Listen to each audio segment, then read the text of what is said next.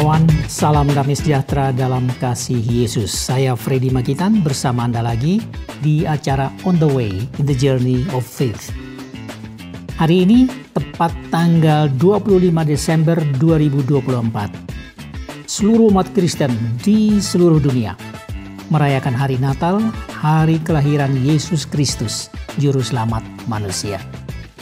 Maka pada kesempatan ini juga saya dengan penuh sukacita mengucapkan selamat hari Natal buat Anda semua.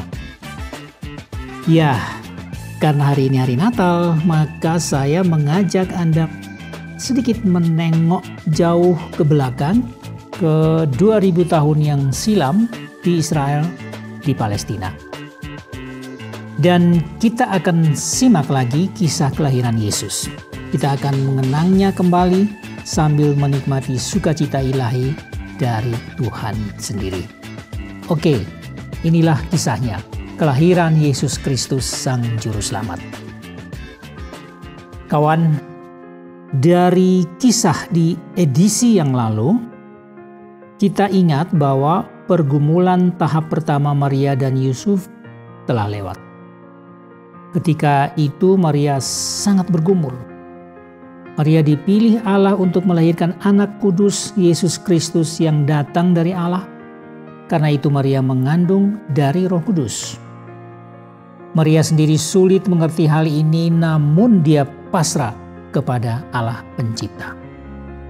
Lalu bagaimana ia harus berhadapan dengan Yusuf tunangannya yang pasti tidak mengerti hal ini? Bagaimana ia harus berhadapan dengan keluarga dan kerabatnya? Bagaimana ia harus berhadapan dengan masyarakat yang religius, beragama Yahudi? Demikian pula pikiran dan perasaan Yusuf terhadap Maria, karena Yusuf pun tidak bisa mengerti. Tetapi akhirnya Allah sendiri yang turun tangan. Maria dan Yusuf mengerti.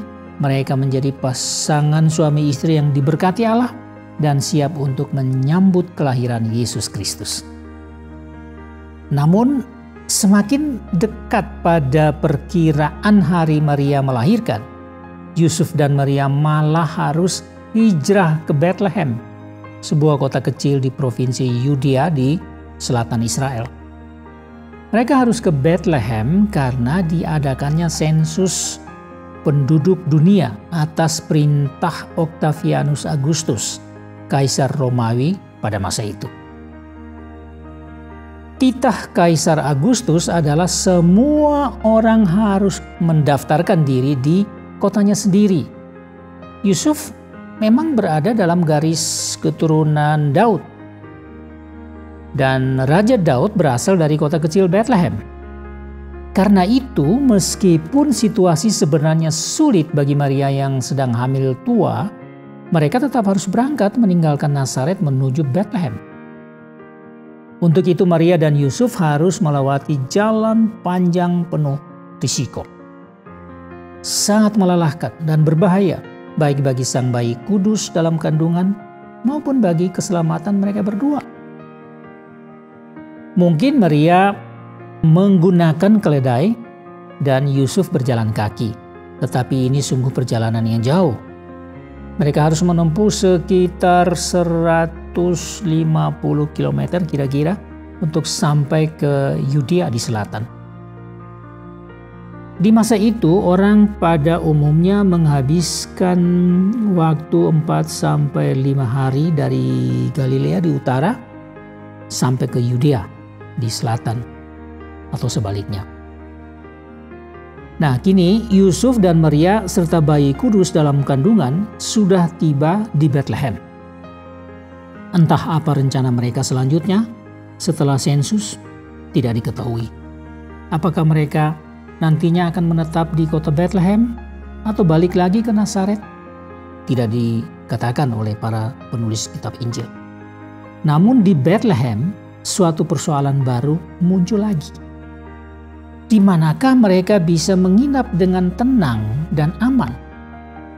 Semua penginapan di Bethlehem penuh.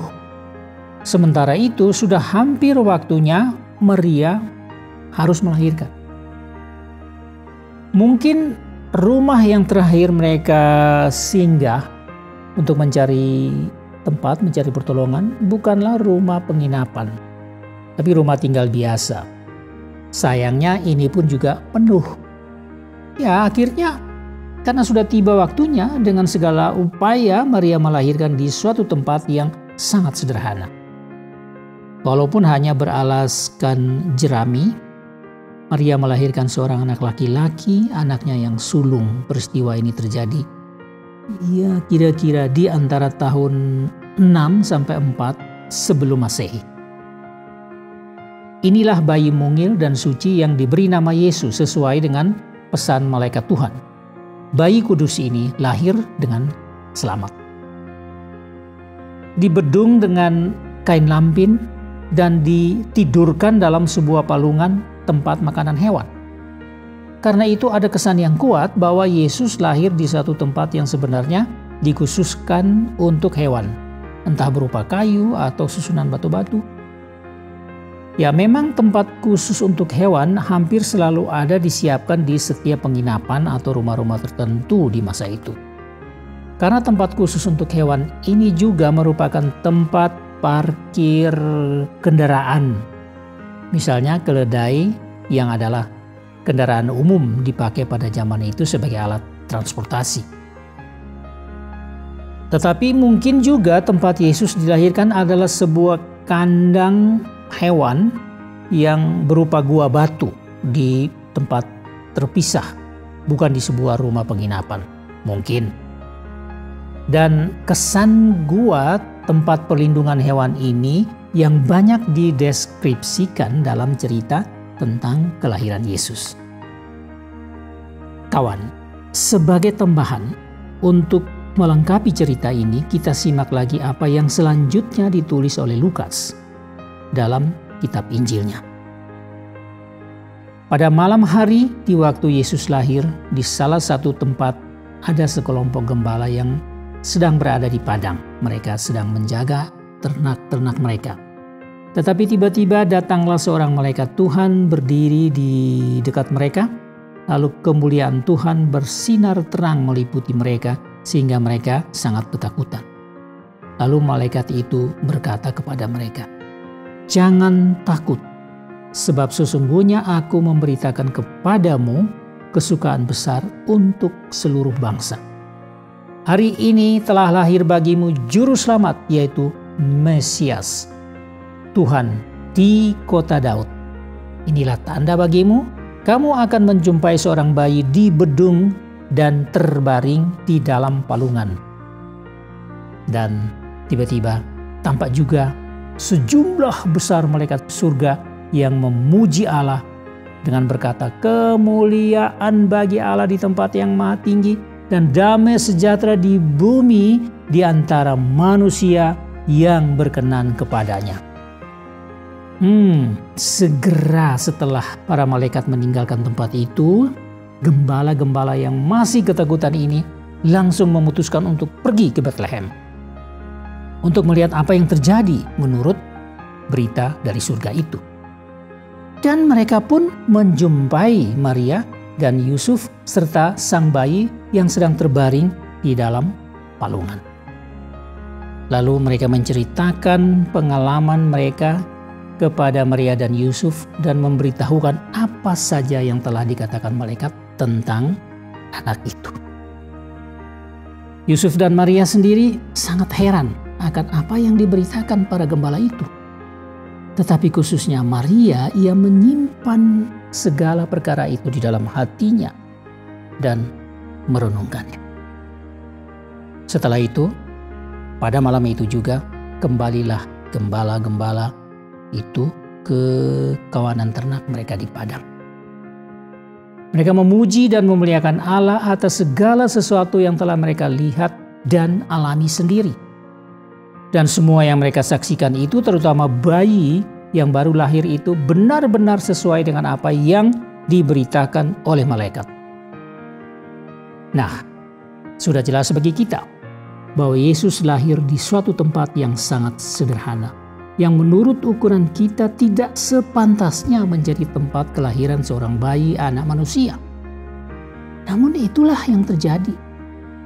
anak yang dikandung dari Roh Kudus yang berasal dari Allah telah lahir di bumi ini di tempat sangat sederhana dan dalam keadaan sangat sederhana. Tetapi kesederhanaan ini diizinkan Allah sendiri, yang darinya bayi Yesus berasal. Itulah cerita tentang kelahiran Yesus Kristus. Kawan, makna dan pesan yang kita dapatkan dari peristiwa ini adalah bahwa Allah yang maha tinggi dan maha mulia memilih tempat yang sangat sederhana bagi kelahiran putra tunggalnya.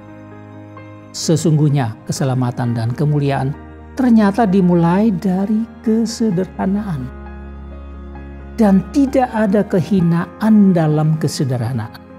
Karena di sana juga ada Allah Sang Pencipta yang Maha Kuasa. Baiklah kawan, sungguh ajaib dan indah Yesus lahir ke dunia untuk menyelamatkan semua umat manusia dari dosa dan maut dan membawa setiap orang yang beriman kepada Dia. Kini sebuah lagu Natal yang berjudul Gloria Haleluya disampaikan oleh Diva Mora Sister hadir untuk Anda. Silakan menikmati video lagu ini di YouTube, persembahan dari Arta Sister Official. Akhirnya saya mengucapkan terima kasih banyak atas perhatian Anda. Saya Freddy Makitan mohon diri untuk berjumpa lagi di acara yang sama, On the Way in the Journey of Faith. Merry Christmas.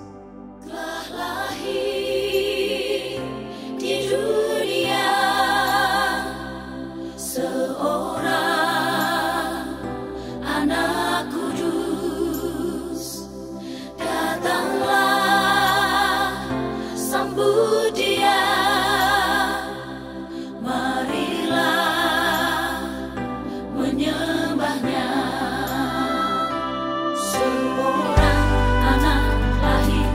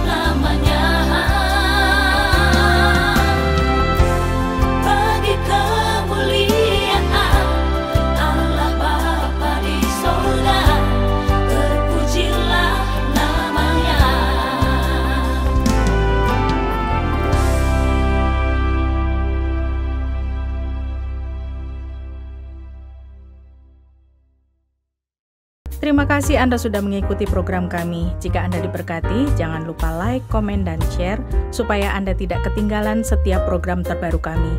Jangan lupa juga untuk subscribe channelnya dan nyalakan loncengnya. Jika Anda ingin mendukung pelayanan kami, bisa melalui rekening kami berikut ini atau menghubungi kami di sini.